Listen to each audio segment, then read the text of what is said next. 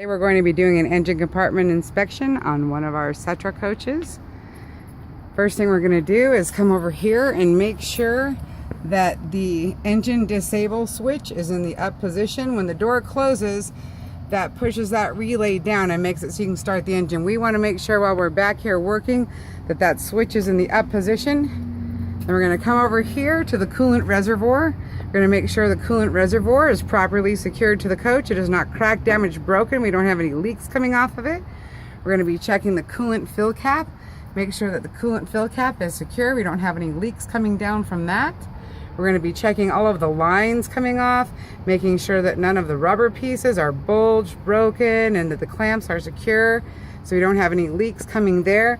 Checking the rest of the water lines and making sure that they're not cracked, damaged, broken. All of the metal pieces are in good shape. All of these clamps are secure. We're also going to be checking our coolant level. You can see the coolant sight glass right here. So we have a proper level on this coolant, making sure that this secondary fill cap is secure right here. And it is. There's no leaks coming off of that. Coming over here to our power steering fluid reservoir. The power steering reservoir is secure to the coach. We can check the level right here. The whole top is a sight glass. So we're going to make sure that it's above the minimum level, and this one is a little bit above the maximum. The engine is warm, so that's okay for it to be a little bit. You don't want it over full up to the top. Then we're going to be checking the lines coming down off of the power steering reservoir. These are the power steering lines. Make sure that there's no leaks, cracks, frays, splits, and that the clamps are secure and in place. So that looks good. Right here you've got your engine oil dipstick, and so you want to pull that. Make sure that your engine oil looks nice and clean. Make sure that it does not smell of fuel. Make sure it has the proper viscosity and the proper level. You've got your engine oil fill cap. Make sure that is secure. There's no leaks or cracks or damage to the neck, and that it is the cap is tight. Then we can come over here. We can check the blades on our cooling fan. You can see our blades are not cracked, damaged, broken, properly secure. None of them are missing, that they turn freely. Also, you'd want to check your drive line for your cooling fan. Make sure it is not cracked, damaged, or broken, and none of the bolts are missing back there.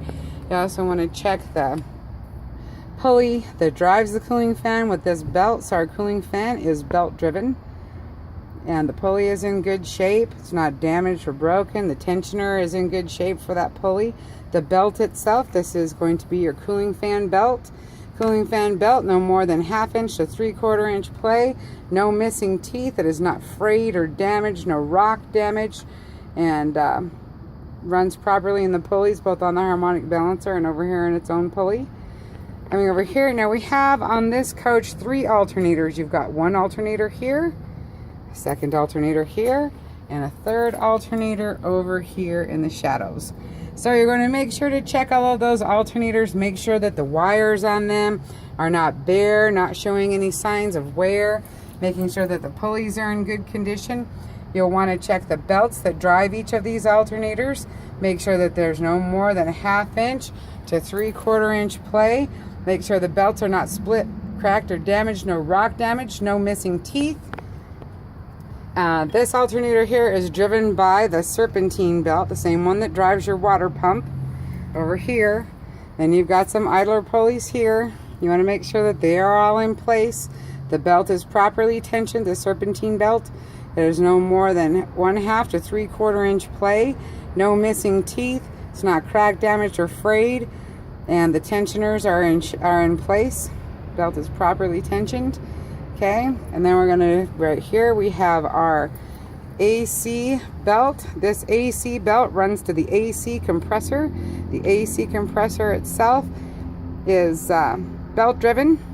You want to make sure that the wires are properly tied back. Make sure you don't have any leaks coming from the front of your AC compressor. And there's a sight glass back on the side. We can't quite get to it with the camera. There's a sight glass on the side to check the oil levels in your AC compressor. You've also got a tensioner here for that belt. You want to make sure your tensioner is not cracked, damaged, or broken. No missing bolts. Got your harmonic balancer. There's no leaks coming from the main seal behind it.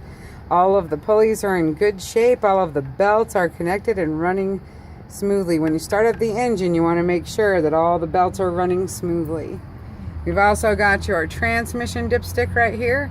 Transmission dipstick, the proper time to check your transmission is with the engine running in neutral and at low idle. We always check ours before we start our coaches just to make sure we have transmission fluid. The transmission fluid, you want to check, make sure it's not sticky or burn smelling. You also want to make sure that there are no metal shavings and no white soapy substance in your transmission fluid. Over here you've got your air cleaner. We do not have a filter minder on this coach, but it does have electronic monitoring. So you want to make sure that you're watching your dash to make sure that your air filter is clean and free of dirt and debris. This particular model, we have these right here, are little fire sensors. So you've got 3 of them here. You want to make sure that those are in good condition. None of the fuses are tripped. And then you'll want to also step back from your engine compartment and look down below. Make sure we don't have any major oil leaks. It looks like this one's pretty good. We got a little bit of a leak down there, but nothing major. And I believe that about covers it. We can't take a look at our air compressor on these Setra coaches because it's up on the front of the engine and it is inaccessible to us. But you'd want to make sure to listen for any air leaks coming from that. And of course, you also check the health of that when you're doing your brake test. And that is the Setra engine compartment.